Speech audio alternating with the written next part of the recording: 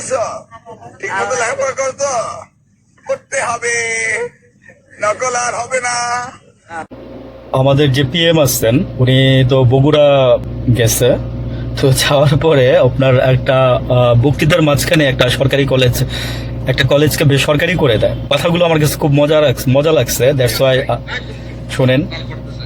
সরকারি করার কথা বলছে না, ডাক করতে হবে, নালে তোরা এক বক্তব্য দিয়ে আমি চাই একদম চুপ, এত ফাল করতেছে। বলে সরকারি করার কথা বলছে না, ডান হয়ে গেল সরকারিকরণ, জান বলে দিলাম ইনশাল্লাহ হয়ে গেল।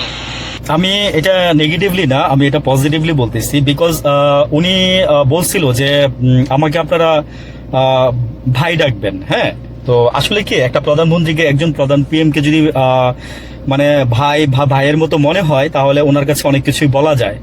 এবং উনি যেমন আমাদের কাছাকাছি আসতে পারে, দেখেন ওনার গলার টোন দেখছেন, মানে উনি কিন্তু মানে আন্তরিকতা দিয়ে বলছে যে যা সরকারি করে দিলাম। হ্যাঁ, মানে শুধু শুধু কথা বলে। তো আমার কাছে খুবই মজা লাগছে, সত্যি মজা লাগছে, তাই বলছে। এখানে ফ্লাটারি করতে আসি নাই বিএনপির, একদম অনেস্টলি বললাম। আচ্ছা, তারেক রহমান আরো বলছে, আরো কিছু কথা বলছে নির্বাচনে আসার আগে। ভাই ভুলভাল সবাই বলেন আপনারা, ভুলভাল আমরাও হ্যাঁ অনেকেই বলেন, কিন্তু দেখেন হ্যাঁ যে আমাদের শিক্ষামন্ত্রী আছে, তো উনি আসার পরে ভাবছিলাম যে হাসিনার মতো হবে না, কিন্তু অনেকটা ওয়ান কাইন্ডস অফ। আজকে এসএসসি পরীক্ষা গেল আজকে ফার্স্ট এসএসসি পরীক্ষা হইলো, বাংলা পরীক্ষা হয়েছে। মানে সবাই বলতেছে যে কোশ্চেন খুব ইজি হয়েছে, মানে আসলে কোশ্চেন ইজি হয়েছে, মানে খুব ভালো হয়েছে। তো আমরা চাই কি জানেন, যে কোশ্চেন ইজি না, ছেলেমেয়েরা পড়াশোনা করবে, মানদণ্ড বজায় রাখবেন। শিক্ষামন্ত্রীর কথা বলি, উনি মানে কিছু কথা বলে ফেলছে, যেটা নাকি যে এখন দেশে মানে কথায় কথায় মানুষ মানে জাস্ট মানে ঘরের মধ্যে মানুষ মজা করতেছে, ভাই বোনকে একজন আরেকজনকে বলতেছে এই ধরনের কথাবার্তা। কথাগুলো কি যে নকল কিন্তু আর হবে না। হ্যাঁ, একটা মেয়ে দেখছেন না কিভাবে বলছে, একটা বাচ্চা মেয়ে। তো ওটার প্রেক্ষিতেই বললাম। তো সে সেটাকে মানে একটা গালি দিয়ে খুব সুন্দর করে বলছে, মানে আমি মানে হাসতে হাসতে আপনার পেট ব্যথা হয়ে যাবে আপনি ওই মেয়ের বয়সটা যদি শোনেন। পিচ্ছি মেয়ে, যে নকল আর হবে না এরকম। আমার যে বলার উদ্দেশ্য হচ্ছে, যেটা মেসেজ দেওয়ার হচ্ছে, উনি জাইমা রহমানকে এখানে নিয়ে আসছেন। This is the point. তো জাইমা রহমানকে মানে তেলাইতে হবে তো ভাই, তেলাইতে হবে তো। হ্যাঁ, তেল না দিলে কেমনে হবে? শোনেন, পামগুলাতে তেল নাই, বুঝছেন আপনারা। এমনি আর মানুষকে ওই যে প্রধানমন্ত্রীর তেল দিয়া ওই উপরে উঠায়েন না। সবাই কিন্তু আপনারা এইভাবে, সব প্রধানমন্ত্রীরা আপনারা এইভাবেই শেষ করছেন। একদম অনেস্টলি বললাম কথাটা, যে সব প্রধানমন্ত্রীরা এইভাবেই শেষ করছেন। তেলায়েন না, তেল বন্ধ করে নিজের কাজটা করেন মনোযোগ দিয়ে। এই তোমরা কেমন আছো? পড়াশোনা ঠিক মতো করো তো? করতে হবে, নকল আর হবে না। জাইমা রহমানকে এখানে উনি নিয়ে আসছে, এনে বলতেছে যে মানে বাচ্চা বাচ্চা ছেলেদের, হ্যাঁ পিচ্ছি পিচ্ছি পোলাপাইন এগুলারে, মানে ছেলে পেলে যারা আছে প্রাইমারি স্কুলের হবে, ওদেরকে বলতেছে যে মানে আমি বুঝলাম না যে পিএইচডি করা লোকদের কি মানে এতটাই সেন্স এরকমই হয় নাকি, আমার জানা নাই। পিএইচডি করা লোকদের সেন্স যে এরকম হইতে হয়, মানে আমি এই ফার্স্ট দেখতেছি আর কি। এনিওয়ে, তো উনি বলতেছে যে বলতো যে বর্তমান প্রধানমন্ত্রীর মেয়ের নাম কি, মানে কেউ পারে নাই। একটা ছেলে উত্তর দিচ্ছে জাইমা রহমান। উনি তো খুশিতে লাফাই উঠছে, জাইমা রহমান, জাইমা রহমান, হ্যাঁ হ্যাঁ জাইমা রহমান। শিক্ষামন্ত্রী সাহেব, জাইমা রহমান কি আপনারা বলছিল এগুলা করার জন্য? হ্যাঁ, জাইমা কি বলছিল আপনারা এগুলা করার জন্য? বলে নাই। সে মনে নিজেই লজ্জা পাইতেছে এখন, সত্যি কথা বললাম। আচ্ছা, তারপরে আপনি আরো তেল দিচ্ছেন, তেলাইতে গিয়া মানে তেল কই দিবেন আর তো জায়গা পান না।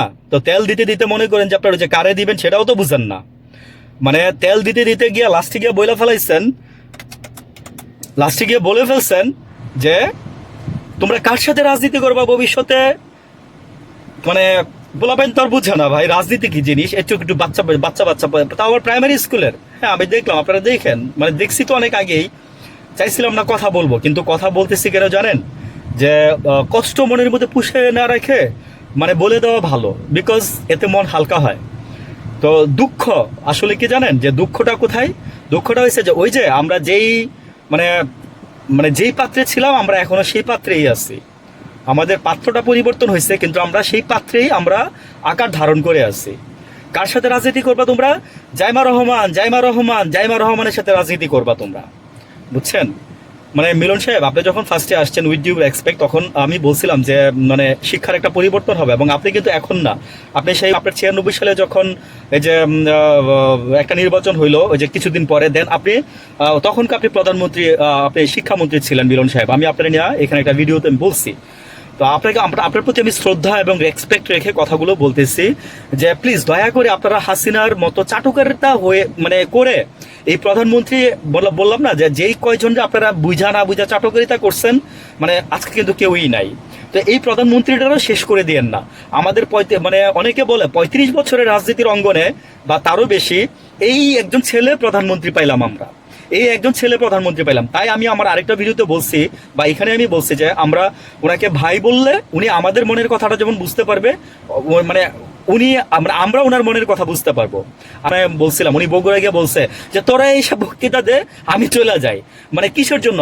আচ্ছা যা, সরকারি স্কুল করে দিব যা। এটা কিন্তু উনি ভালোবাসা থেকে বলছে। ভালো থাকবেন। তোমরা কেমন আছো? ঠিক মতো লেখাপড়া করতো? করতে হবে, নকল আর হবে না। এই তোমরা কেমন আছো? পড়াশোনা ঠিক মতো করো তো? করতে হবে না